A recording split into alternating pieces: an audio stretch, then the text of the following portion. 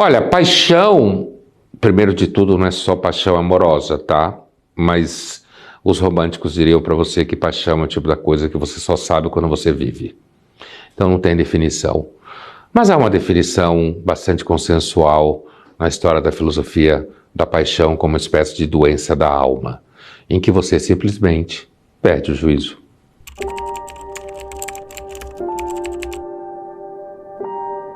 Seria paixão uma doença? Essa é uma pergunta que se faz já desde o tempo da Grécia, né? Bem antiga, no mínimo vai aí uns 2.500 anos. Normalmente a resposta é que é sim uma doença. Não é só uma doença de amor romântico, é uma doença, pode ser uma doença política, um enlouquecimento político, uma obsessão por uma ideia, uma obsessão por uma profissão, pelo trabalho, uma obsessão pela alimentação, em que você acha que só se pode se alimentar de um jeito. A paixão como doença, ela pode aparecer das mais diversas formas, porque o centro da ideia é que através da paixão você perde o juízo. Recentemente, uma pesquisa publicada na imprensa brasileira dizia que os jovens da geração Z, ou seja, essa moçada que está aí abaixo dos 30 e acima dos 15, grosso modo, não se apaixonaria mais. A paixão romântica teria sido algo que foi superado por essas pessoas, porque a paixão romântica significa posse, ciúmes, sentimentos baixos, perder a cabeça. Nesse sentido, dizem por aí que no século XXI não vai mais existir apaixonamento. Ninguém vai perder a cabeça por ninguém, porque a suspeita é de que isso não vale a pena, atrapalha a sua carreira e atrapalha os negócios. O que você acha disso? Nada de se apaixonar? Provavelmente muita gente que você conhece, se não você mesmo, já deve ter feito terapia ou faz terapia. Ou a ideia de autoconhecimento, a ideia de que haveria uma personalidade que caracteriza cada um de nós. E muita gente entende que essa personalidade é absolutamente peculiar.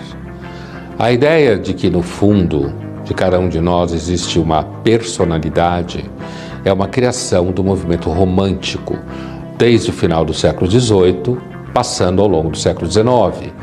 A ideia de que o verdadeiro conhecimento é você conhecer essa personalidade, é investigá-la, ir a fundo e tocar naquilo que seria o seu fundamento, a sua real e autêntica alma.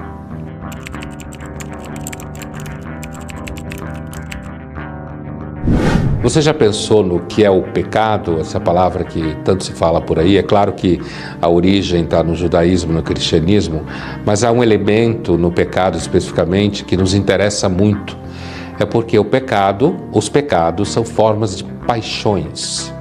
E nesse sentido, ele vai ser visto como uma espécie de doença, a qual você deve combater.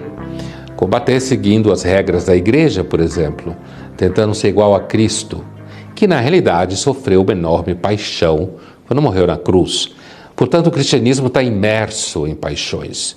E o pecado é a versão mais triste, de certa forma, mais má delas. É muito comum se pensar a filosofia como um combate às paixões. Mas quando a gente chega no século XVIII, na era do iluminismo, as paixões se tornam alguma coisa que é associada à ignorância, à superstição, à falta de capacidade de você enfrentar aquilo que você seria trevas. Por isso que o iluminismo vai reeditar o combate às paixões pela filosofia. Só que nesse caso de um modo muito mais claro, moderno. A razão aqui vai ser vinculada à ciência. É a razão científica nascendo, o racionalismo, a ideia de que uma pessoa emancipada e inteligente é uma pessoa que age a partir da razão e não das paixões. Você é emancipado desse ponto de vista?